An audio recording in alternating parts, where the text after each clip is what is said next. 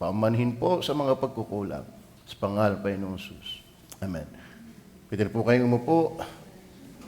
Maliwanag po ang talataan na ating binasa, mga minamahal. Maliwanag ho ba? Ang ating pag-uusapan ngayong umaga ay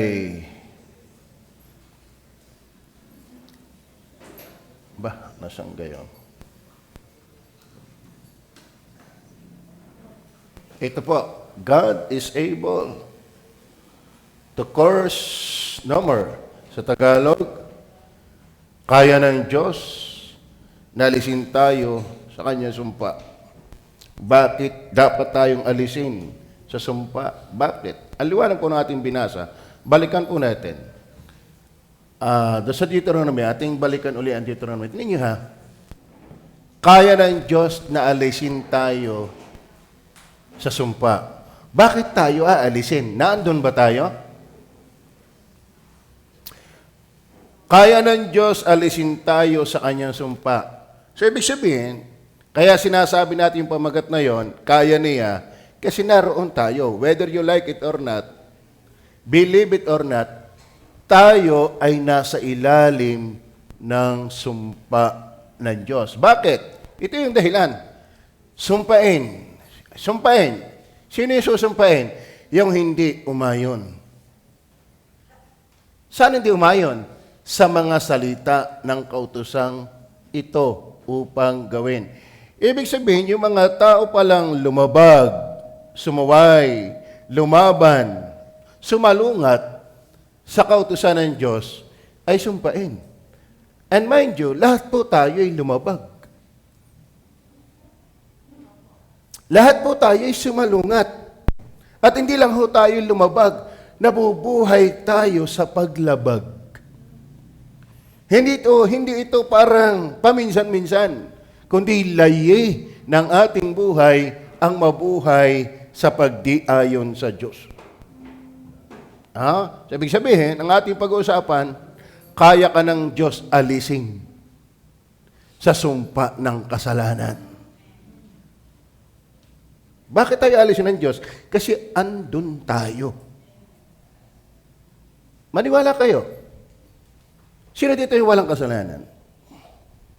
Sino dito yung hindi sumuway sa Diyos?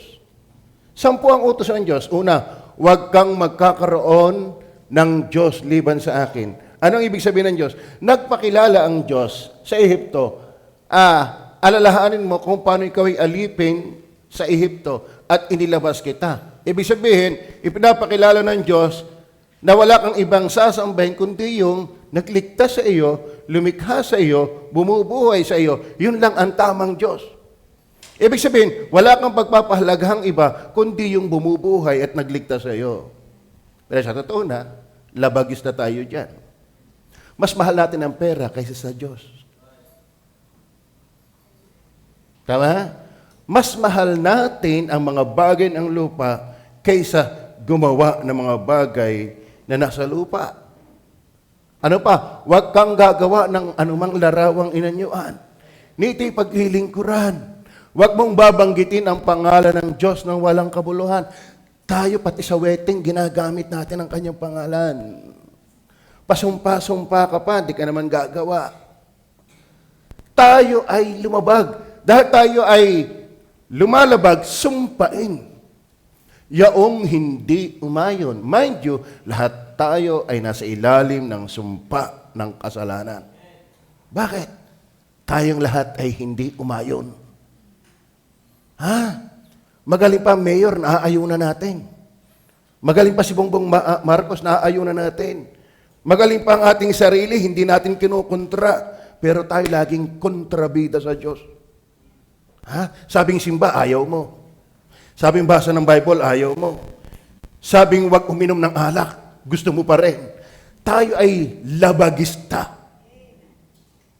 Are you listening? Sabi wag minagarilyo, maninigarilyo pa rin. Sabi wag magsusugal, sugal pa rin. Sabi wag kikinding, wag magbuburles, abay burles pa rin eh. Sumpain yaong hindi umayon. O Bakit kaya ka ng Diyos alisin sa sumpa? Dahil nasa sumpa ka nga. Ano ibig sabihin ng sumpa? Sumpain yung hindi umayon sa mga salita ng kautosang ito. Anong kautosang ito? Hindi lang wag mong babanggitin ang pangalan na walang kabuluhan. Ang sabi din doon, igalang mo ang Sabat. Ibig sabihin, pag oras ng pagsamba, nasamba ka. Pero ang tao, ilang meron ang linggo sa isang taon? 52? Ilang linggo naroon ka sa simbahan sa 52 yan?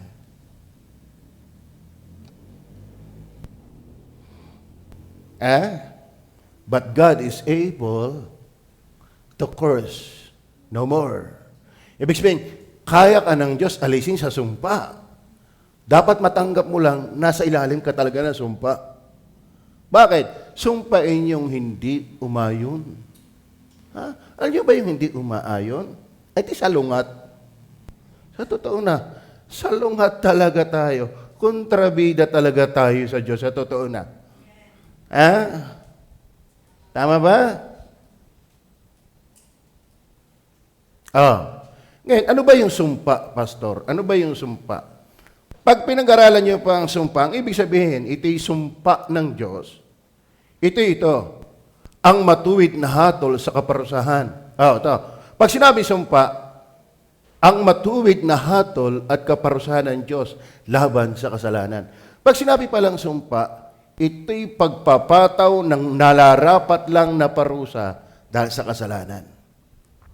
Ang Diyos po ay banal, ang Diyos po ay hustisya, ang Diyos ay makatarungan, ang Diyos ay matuwid. Okay. Halimbawa, sino dito ang estudyante? Estudyante. Okay. Kapag ang iyong teacher ay matuwid, stricto, pag hindi ka nag-aaral, ano ang aasahan mo sa teacher na matuwid at stricto?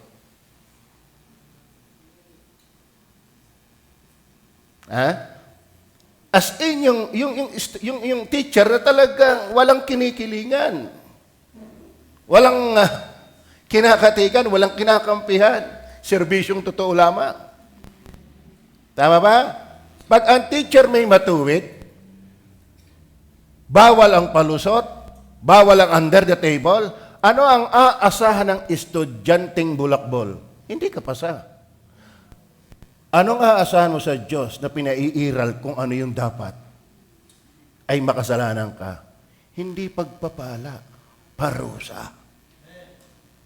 Ngayon, makasalanan ka ba? Anong aasahan mo sa Diyos? Ay, ang Diyos ay mabait. Ang Diyos ay mabait na unawaan ako. Sorry, sir. Halimbawa, bibigyan ko kayo. Alam niyo bang pagka ang isip mo sa Diyos ay mabait, pinasasama mo siya? Gusto niyo ba maintindihan yon? Halimbawa, ako ay may anak na babae. Halimbawa, sana lang. May anak akong babae, nagdalaga. Hindi nangyari, na-rape. Na-rape. At ang malupit pa niya, matapos i-rape, pinatay. Magaan ba yung gawain yon? Ni-rape na, pinatay pa? Ngayon, kita yung gumawa. Kita yung gumawa. Inihabla ko siya. Ngayon yun ang rape. Sabi niya, yes, yun pala ang hukom. Kahit nakuha ng rape, kahit ako pumatay, hindi ako matatakot. Bakit? Alam ko mabait yun. Anong kwenta ng huwis na yun? Kung babaliwalain yung aking petition na siya'y dapat parusahan. Anong kwenta ng huwis na yun? Walang kwenta yun. Kaya wag mong sasabihin ng Diyos na may mabait. Ginagawa mo ang Diyos na walang kwenta. Naintindihan mo ba yun? Ang Diyos hindi mabait, ang Diyos ay matuwid. Sa Kanya hindi niya pwedeng palusutin ang kasalanan, kaya nga, sumpain. Ibig sabihin, hindi libre ang kasalanan. Kaya huwag natin lalaro-laruin. Ang Diyos ay mabait. Ang Diyos naman nakakaunawa. Oo nga. Ang Diyos yung nakakaunawa. Kaya nga niya dadalhin ka sa impyerno dahil nauunawaan niya ang mga kasalanan mo. Amen? Alisin na ninyo sa atin yung bukabularyo ang Diyos na may mabait o kay maunawaan. No. Ang Diyos lang ay matatanggap ka kung magsisisi ka. At mananampalataya kay Kristo. Tama ba? Okay. Naintindihan niyo ba yan? So pag sinabing sumpa ng Diyos, ito yung matuwid na hatol at kaparusahan ng Diyos laban sa kasalanan at pagsuway sa kanyang banal na kalooban. Pag may tulo ang lawasa, pag binuksan mo ang faucet, ano mangyayari? Pag may tulo, ano mangyayari sa faucet? Pag binuksan mo, may tutulo. Bakit? Yun ang naturalismo. Pag binuksan mo ang faucet, may tutulo. Pag sinuway mo ang Diyos, hahatulan ka. Yan ang naturalismo. Hindi ka pa mananalangin, hokus-pokus, huwag tumulo. Hindi tutulo talaga yan, basta may tubig. Mga kapatid, sinuway mo ang Diyos, may hatol ka. Tama? Kaya ngayon may impeachment. Diga? May impeachment. Binubulat lahat ang mga ebidensya. At pag napatunayan na ikaw ay guilty beyond reasonable doubt, ikaw ay parurusahan. And mind you, tayo'y napatunayan na. Amen. Hindi tayo under investigation. Are you with me? Naintindihan niyo ba yan? Tayong lahat ay napatunayan na. Walang matuwid. Wala kahit isa. Walang nakatatalastas. Walang humahanap sa Diyos. Silang lahat ay nawala ng kasaysayang sama-sama. Walang mabuti. Wala kahit isa. Sapagkat ang lahat ay nangagkasala nga at hindi nangakabot sa kalwalhatian ng Diyos. Hindi na tayo iimbestigahan. Tayo'y proclaimed sinner already. Amen. Kaya lahat po tayo, tiyak, nasa ilalim ng hatol ng Diyos. And, pero salamat, God is able to curse no more. Una nating pag-aralan, sumpa. Sangkot sa hatol. Yan ang ating unang dapat maintindihan. Pag sinabing sumpa, ikaw ay sangkot sa hatol. Ano ibig sabihin ng sangkot? Hindi ka exempted. Meron ako kilala, taga-Kalikanto. Nakulong. Sabi niya, ako naman kabarkada ko lang yan, ako naman may mabait. Pero, ang tanong, involved ka, bakit? Sa iyong bahay itinago, ang damo. Are you with me? Sa iyong bahay, itinago ang damo. Okay, hindi ka nagamit, hindi ka nagpupus. Bakit sa bahay mo itinago? At saka, kabarkada mo ang nahuli. Alam mo mga kapatid, huwag na tayong magturuan. Tayong lahat ay sangkot. Naintindihan niyo ba yan? Lahat tayo'y sangkot sa sumpa ng Diyos. Sumpa, sangkot sa hatol. Balikan natin ang Galatia 3 verse 10. 3 verse 10 muna. Sino dito hindi sangkot? Pag sinabi sangkot, involved. Ano ba yung salitang guilty?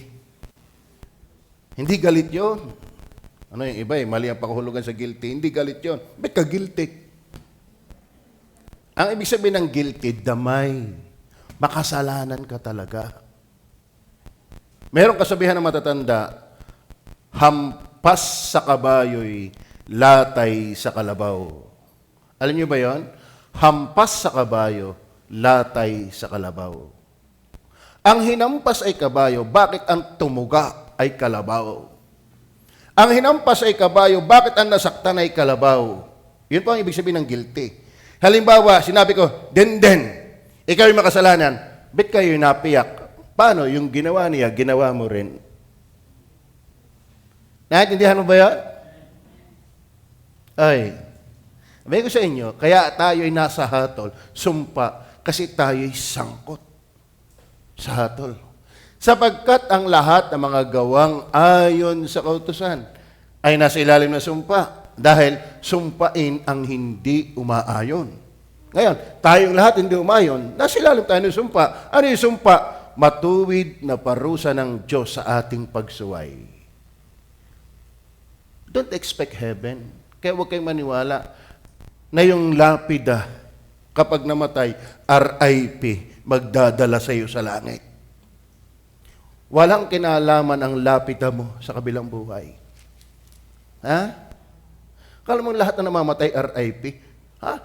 Nabuhay ng magbabarek, maninigarilyo, magsusugal, immoral, walang pakialam sa Diyos, hindi nasimba, hindi nagsisisi ng kasalanan, hindi na nampalataya kay Jesus, tapos namamatay, RIP. Walang rest in peace sa mga taong hindi nagsisisi ng mga kasalanan. In fact, hindi ka papatay. Wala ka ng kapayapaan kung nasa kasalanan ka. Kaya may Bible. Naintindihan niyo ba yan? Sapagkat ang lahat na sa mga gawang ayon sa kautusan, ayon ka sa kautusan, huwag kang papatay, huwag kang magsisinungaling, huwag kang mag-iimbot, huwag kang sasamba sa Diyos-Diyosan, lahat, 10 yun. Ngayon, kapag hindi mo tinupad yun, nasa ilalim ka ng galit ng Diyos. Natindihan niyo ba yan? Ngayon, ang puntos natin, number 1, sumpa. Bakit? Sangkot sa hatol. Lahat tayo sangkot sa hatol. Kaya tayo nasa ilalim ng sumpa. Maliwanag ko ba? Tingnan pa natin. Okay. Nabasa ko na naman yan 4 verse 4 and 5. 4 verse 4 and 5. Datapwat nang dumating ang kapanahunan ay sinugo ng Diyos ang kanyang anak na ipinanganak ng isang babae na ipinanganak sa ilalim ng kautusan. Verse 5. Upang matubos niya ang nangasa ilalim ng kautusan. Mga batid, lahat tayo ay nasa ilalim ng sumpa dahil lahat tayo'y nakasuway sa kautusan. Pero salamat, pinapakita na diyan yung hinatulan. Pero mamaya natin dibigyan din yung layunin ni Kristo. So, maliwanag ko ba sa atin na dahil sa ating kasalanan, tayo'y nasa ilalim ng sumpa at hatol ng Diyos na hinihingi ng kanyang kautusan. At hindi natin kayang iligtas ang ating sarili mula sa sumpa. Nakakita ba kayo ng nalulunod sa kumunoy? Alam nyo, kapag daw kayo nahulog sa kumunoy, huwag kang magpipiglas. Lalo ka lang lulubog. Ang gawin mo pag ikinasa kumunoy, ikaw ay sumigaw. Pilitin mong humingi ng saklolo. Bakit? The more na magpiglas ka, lalo ka lang kinakain ng putik. Mga batid, kaya yung iyong pagpapakabait, palubog ka lang ng palubog sa iyong kasalanan. Hindi mo kasi kaya. Ha? Kahit may kayo magbaptis, hindi garantiya, ay ako'y magbabaptis na, ako'y magbago. Hindi baptis ang magbabago sa iyo. Amen? Hindi rin ang pagtupad 10 utos dahil hindi mo nga kaya. Ang maganda nila ang aminin mo, sangkot ka. Amen? Meron kang patayang nangyari doon sa kabilang barangay. Alam mo, ang uutak ngayon ng mga kriminal, siya mag-uulat, siya pala'y kasama sa pumatay. Ganyang katutuso yung mga ganyan. The best way to hide is to be open. Totoo yan. Akala mo siya pa magre-report, may patayan doon. Yung pala'y kabarkada niya, magkakasama sila pumatay. Ay mga kapatid, tatandaan niyo, lahat tayo sangkot sa pagsuway sa Diyos. Kaya ikaw at ako'y nasa ilalim ng sumpa. Pero magandang balita, ang ating pinag-uusapan, God is able to curse no more. Number 2, not only sumpa o sangkot sa hatol. Number 2, sinugong tagapagligtas.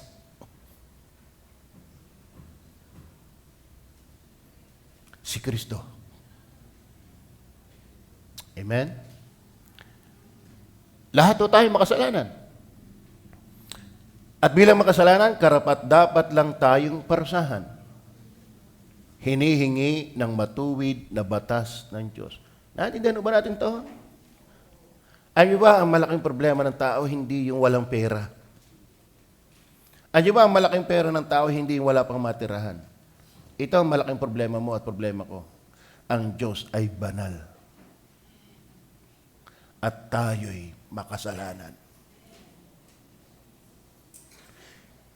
Kaya wala tayong sukat, isurot sa Diyos. Panginoon, kung may payamanin mo, anong karapatan mo? Makasalanan ka. Wala tayong pwedeng i-demand sa Diyos. Bakit? Sino ka? Makasalanan ka. Huwag mong utusan ang banal na Diyos. Bakit? Ang tingin lang sa inang Diyos ay karapat-dapat parusahan. Amen? Hindi tayo pwedeng mag-demand sa Diyos. Alay, kaya ayoko naman sa Diyos eh. Ako'y lagi ng araw-araw na ginawa ng Diyos ganito ang aking buhay. Sa totoo na, mahina pa yan. Ang antayin mo yung impyerno. Kayo ba'y makasalanan? Huwag ho nating mamahinain ang katotohanan ng ikaw at ako'y makasalanan. Galit na sa iyo ang Diyos. Pero salamat, may sinugong tagapagligtas. Amen. Mayroon akong binigay na maagang maaga sa ating FB. Sabi, lumapit kayong mga napapagal at kay aking, lumapit kayong mga napapagal at nangabibigat ang lubha at kay aking pagpapahingahin. Ano ibig sabihin? Ang interesadong lumapit sa Diyos ay yung napapagal na sa pagiging makasalanan. Naintindihan niyo ba yan? Walang puwang ang paglapit ng sino mang tao kay Kristo na sinugong tagapagligtas hanggang magaan at masaya ka pa sa pagsuway.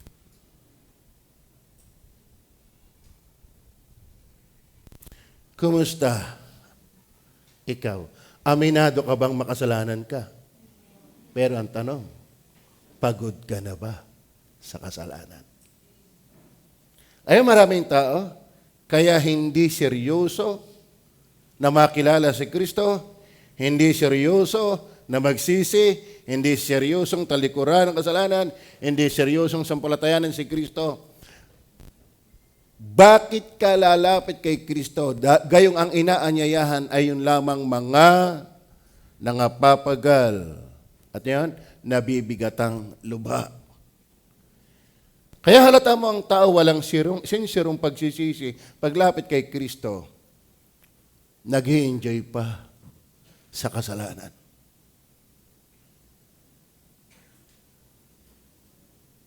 Amen? Bakit sinabi ni Kristo, magaan ang aking pamatok? Alam mo, magaan ang kalooban ng Diyos sa mga taong pagod sa pag-ayaw sa kalooban ng Diyos. Magaan ang kalooban ng Diyos sa mga taong pagod na sa pag-ayaw sa kalooban ng Diyos. Maliwanag ko ba? Bakit? Alam naman ng taong si Kristo yung nagkatawang tao eh. Ha? Kaya nga may Pasko eh. Pag December 25, alam ng taong may Kristo nagkatawang tao. Pero anong dating? Hindi para alisin sa sumpa, kundi bonus lang. Walang tunay na meaning. Dapat maintindihan mo na ikaw ay makasalanan. Hindi ka pwede sa langit. Dahil alam mo, kung dadalhin ka ng Diyos sa langit na walang tagapagligtas, ang Diyos ay bulok na hukom. Ibig sabihin, walang prinsipyo. Walang tinatayo ang ayos. Naintindihan niyo ba yan? Kung ikaw ay teacher, ba't ka pa magbibigay ng grade? Pwede naman pala ang mag-aral. At pwede din ang hindi mag-aral. Ano pang kahigitan na nag-aaral sa hindi nag-aaral kung pwede naman lahat ay pasa? Ba't ka pa mag-aaral? Anong kahigitan namin na simba ng simba, ikaw naman palang hindi na, simbay palangit din? Ano bang kahigitan ng mga tao nagsisisi at nananampalataya kay Kristo? Ganyan naman palang lahat, kahit hindi ka magsisi, hindi ka manampalataya, palangit din. Lalabas na ang Diyos, walang panuntunan. Walang pamantayan. Anong kwenta Diyos? Ang Diyos mayroon. Kaya ang tao, nasa ilalim ng sumpa. Pero salamat, may sinugong mag-aalis ng sumpa. Si Jesus yan. Amen? Galatians chapter 4, verse 4. Kaya mga batid, wala tayong ibang pupuntahan. Si Jesus lang. Bakit? Siya yung sinumpa sa ganang atin. Datapwat nang dumating ang kapanahunan, ay sinugo ng Diyos ang kanyang anak. Hindi si Maria sinugo. Hindi baptis ang sinugo. Lalo hindi si Manalo. Amen. Datapwat nang dumating ang kapanahunan, ay sinugo ng Diyos ang kanyang anak. Sino sinugo? Na ay pinanganak ng isang babae. Kaya malihoy ang lalaki nanganganak. No? Na ay pinanganak sa ilalim ng kautusan. Si Kristo na gumawa ng kautusan, naglagda ng kautusan, ay ipinanganak sa ilalim ng kautusan para matupad ang kautusan. Siya yung tumupad ng kautusan. Kaya si Kristo ay walang kasalanan, hindi siya napa sa ilalim ng sumpa, tinupad niya ito para sa atin. Na kung sasampalataya ka kay Kristo, yung hindi mo magawang pagtupad, tinupad niya. Verse 5. Upang matubos niya ang nangasa ilalim ng kautusan, upang matanggap natin ang pagkukupkop sa mga anak. So una, sumpa, sangkot sa hatol. Pandalwa, sinugong tagapagligtas. Sino? Si Kristo. Bakit siya tagapagligtas? Sapagkat siya lamang ang wala sa ilalim ng sumpa. Bakit siya lang ang wala sa ilalim ng sumpa? Sapagkat hindi siya sumuway sa kautusan. Nasunod niya ang kautusan. Bakit niya sinunod? Hindi dahil siya'y dahil siya'y makasalanan. Sinunod niya ito para sa atin. Amen?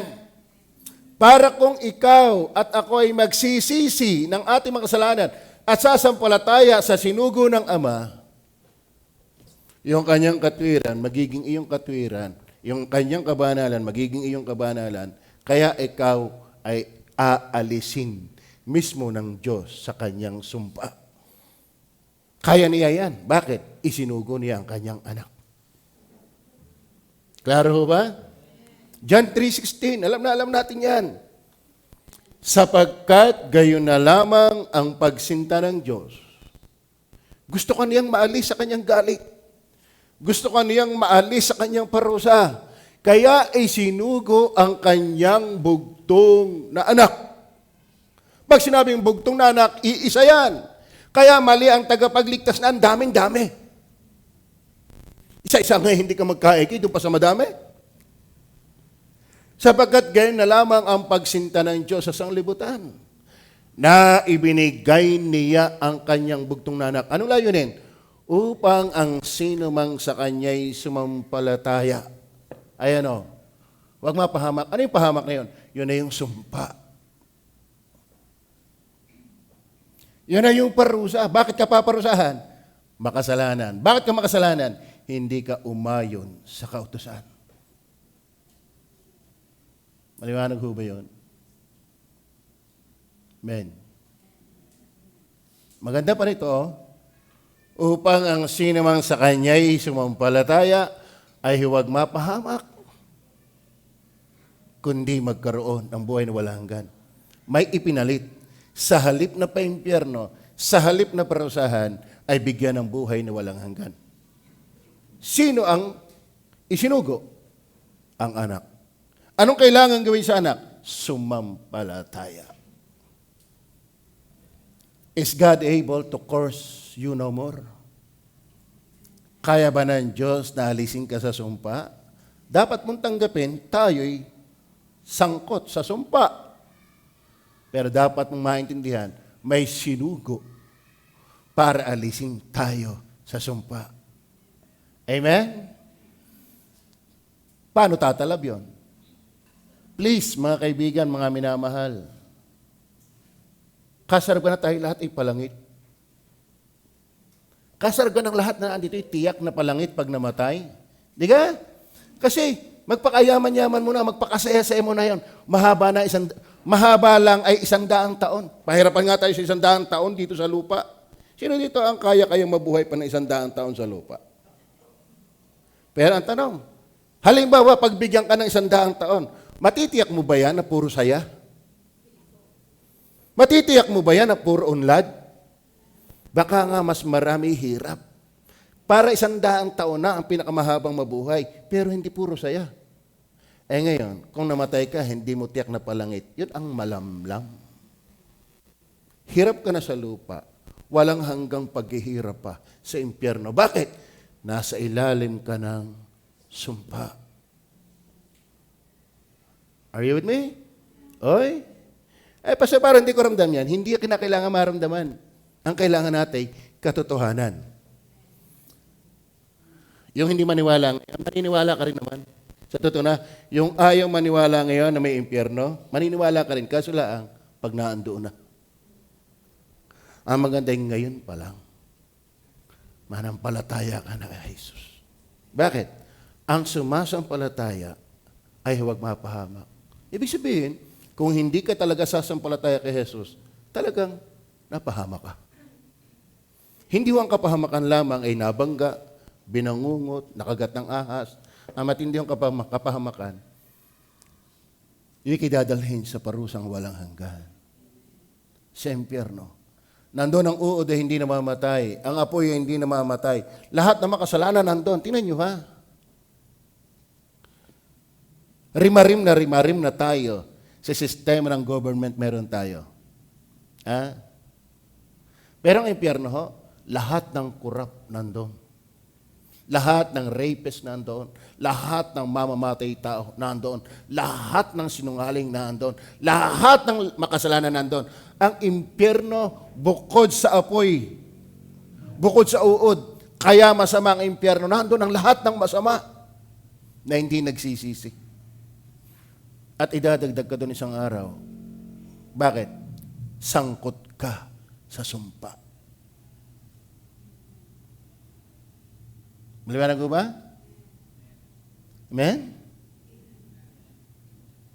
Pwede. Pastor, malayo pa naman yun. Sino masabi sa iyo? Tingnan niyo po yung mga puntod sa sementeryo. Ay, ako bata pa, Pastor. Meron nga doon kapapanganak pala, patay na. Tulad ng anak ko, 4 days lamang. Kaya huwag mo sabihin, mahaba pa ang panahon ko, hindi ko may hawak ng buhay. Ngayon ka magsisi at manampalataya. Klaro? Then number 3, di natin kukunin ang lahat.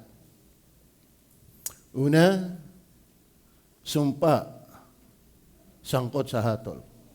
Sinugong tagapagligtas si Kristo. Anong ginawa ni Kristo para maging tagapagligtas? Sakripisyo. Sinalo niya ang sumpa.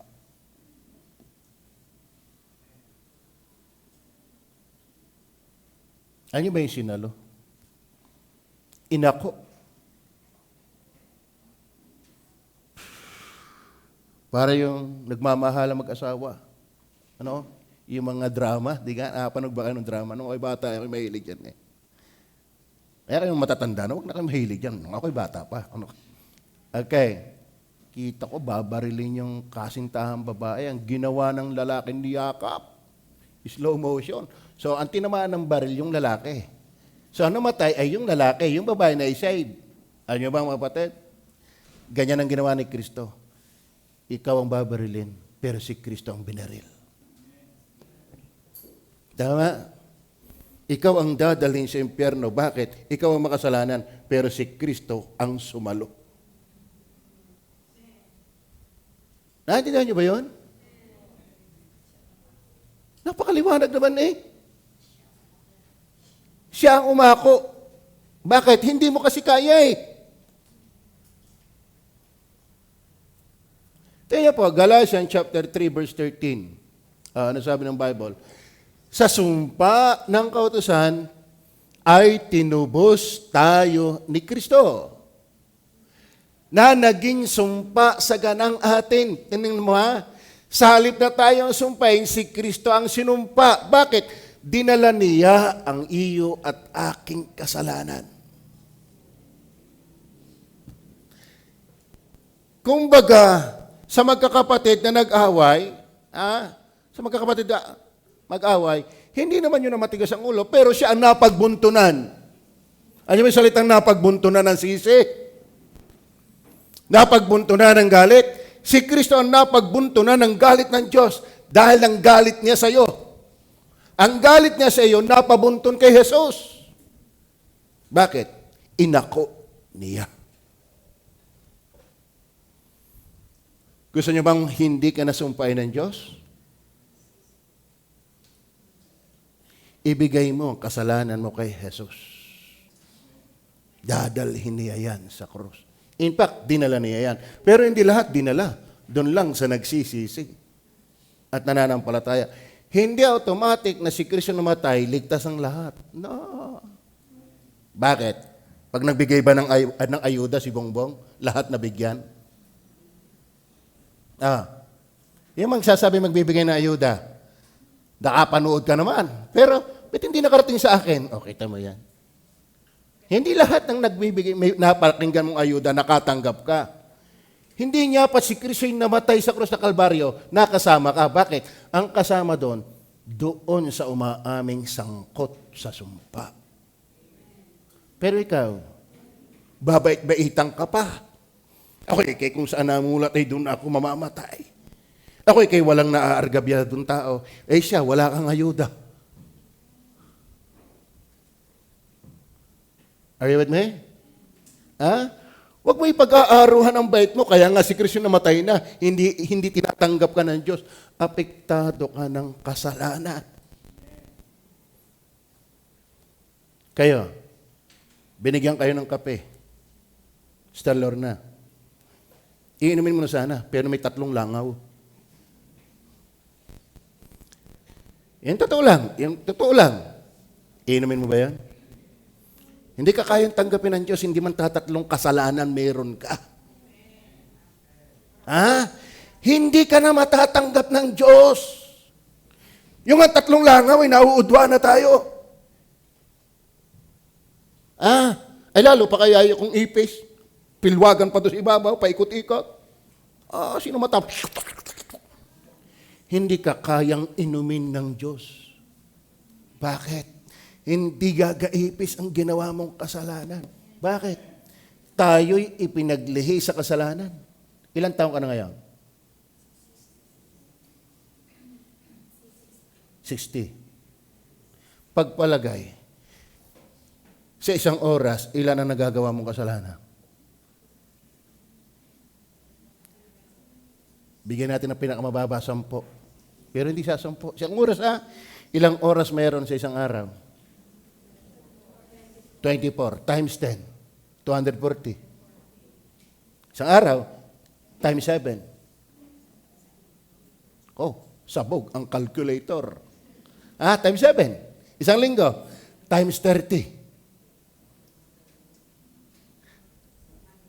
Tapos, times 12. I-times mo ngayon sa edad mo. Tiyak hindi 3 ipis. 3 ipis nga, maudwa ka. Hindi ka pwedeng tanggapin ng Diyos. Kaya isinugo si Kristo para mag-alis ang ipis, para mag-alis ang iyong baho, para mag-alis ang iyong kasalanan. Kung ikisasampalataya sa Kanya, God is able to curse you no more. Amen. Maliwanag ko ba? Pero kung ipagpipilitin mo yung kayo mabait, tatlong ipis mo nga, tatlong ipis. Huwag na tatlo, isang ipis. Kita mo na pagkalalo pagka ang ipis si bagong patak at nakapatihaya, naku, pilwagan yun, ikot yun. Oh, sino kaya makapal dito yung sikmura? Hindi mo kaya. Alam mo ba, hindi ka matatanggap ng Diyos. Dahil hindi isang ipis ang nagawa mong kasalanan. Amen? Ngayon, kung hindi mo ito maintindihan, alam ko, mabait, hindi ako naniniwala dyan. Meron isang nagbiyahe sa Mindoro. Nung dumating doon, may warning, men at works. Yung kalsada, ginagawa. So maraming taong naniniwala doon sa sign, edi ginagalang, nalipos. Kaso lang, bumalik. Nalimutan yung warning, hindi yata napansin. Alam bang nahulog yung jeep? Isa lang ang buhay. Pwedeng simpleng salita lang yun. Woo! Men at work, namin at work. Pero salamat, doon sa naniniwala, hindi nahulog sa bangin. Pero talagang naniniwala, alam mo, ang buhay lang, ang ninang pising. Totoo yan. Talagang patay. Kaya huwag mong babaliwalain ang pangaral ito. Pag hindi ka niniwala, hindi apektado ang katotohanan. Ikaw ang kawawa. Sa simpleng halimbawa, may isang bote, meron dong X na bungo. Ibig sabihin, hindi ito pwedeng inumin. Nakamamatay. Simple lang yon. Pero pag hindi ka niniwala, patay ka nga. Inumin mo. Pero hindi iinom nun, di hindi mamamatay. Kaya din, nakapakinig ka ng katotohanan ito. Hindi ka magsisisit, mananampalataya. What we sow shall also we reap. Binaliwala mo, aanihin mo yan. Are you with me? Amen? Kaya kung ako sa iyo, ay magsisi. Kahit hindi pa ako tapos mangaral, pwedeng nabulong ka na, Lord, sorry po, tunay po yung napapakinggan ko eh. Hindi isang kasalanan ang nagawa ko. Isang oras, isa lang. Baka more than 100. Alam nyo ba, hindi magbasa ng Biblia ay kasalanan? Ang kasalanan sa Bible ay hindi lang yung paggawa ng masama. Maging hindi yung paggawa ng mabuti ay kasalanan din. Hindi ka nga gumagawa ng masama, ay hindi ka rin managawa ng mabuti. Ang kasalanan, hindi lang ikaw ay nakagagawa ng masama. Kapag hindi mo nagagawa ang mabuti, kasalanan din.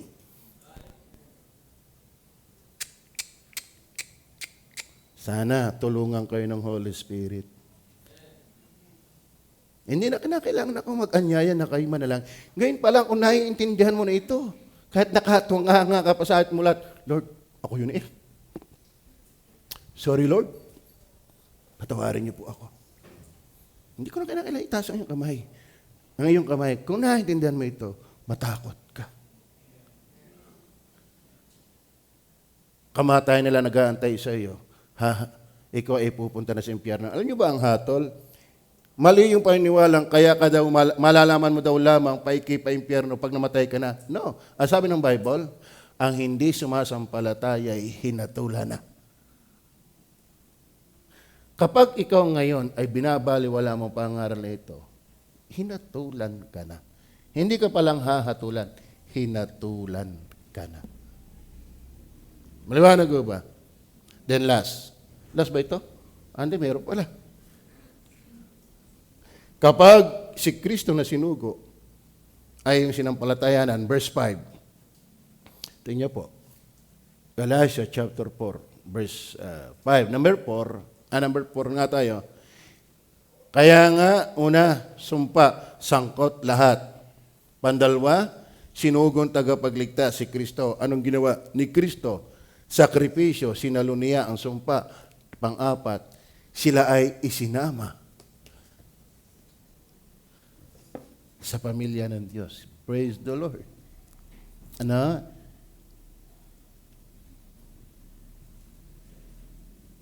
Galatia chapter 4, verse 5.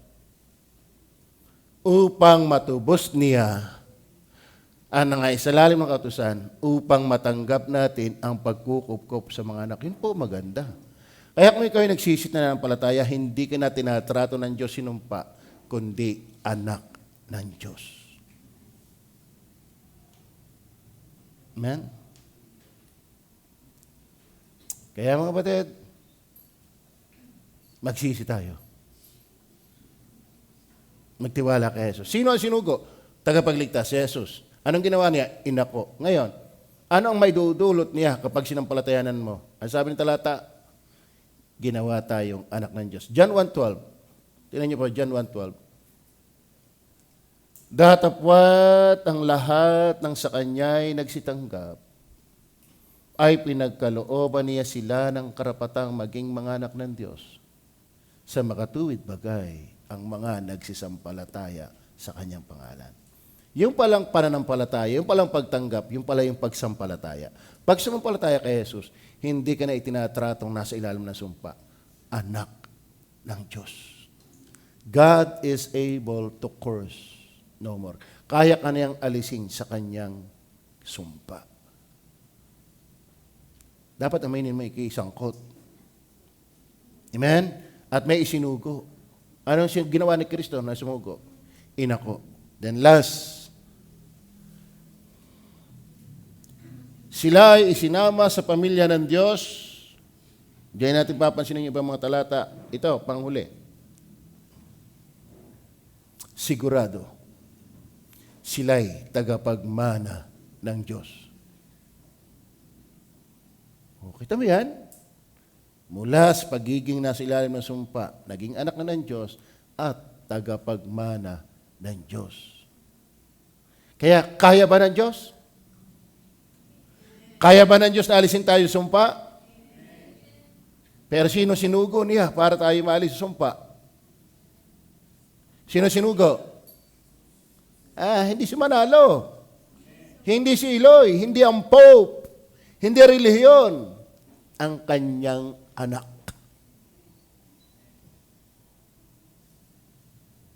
At kaya kisasampalataya,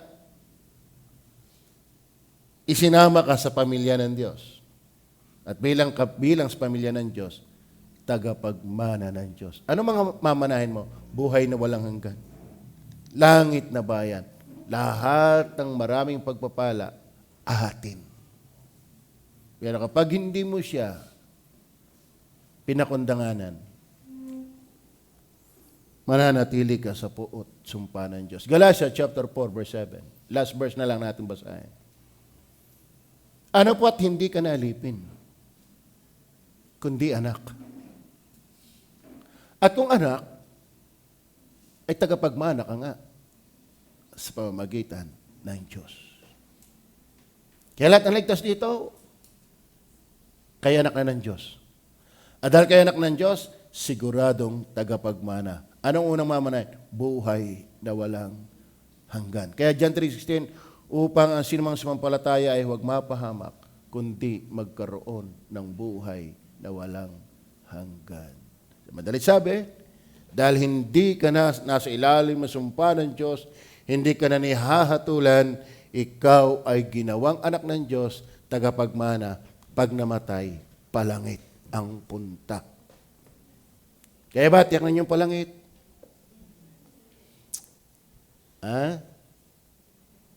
Sino ang sinugo para ikidalhin sa langit? Walang iba kundi si Jesus. Anong ginawa ni Jesus? Inako, dinala, siyang pinagbuntunan ng sumpa para maalis ka sa sumpa. Klaro ba? Ako alam ko, pag namatay ako'y palangit. Kaya ba alam na ninyo? Okay. Sana palalimin ninyo yung sarili sa pagiging alam ninyo sa langit. Alam niyo, pagka kayo malalim dyan, hindi ka maglilingkod sa Diyos. Tayo pa yung manalangin. Panginoong Diyos sa langit, nakakatuwa.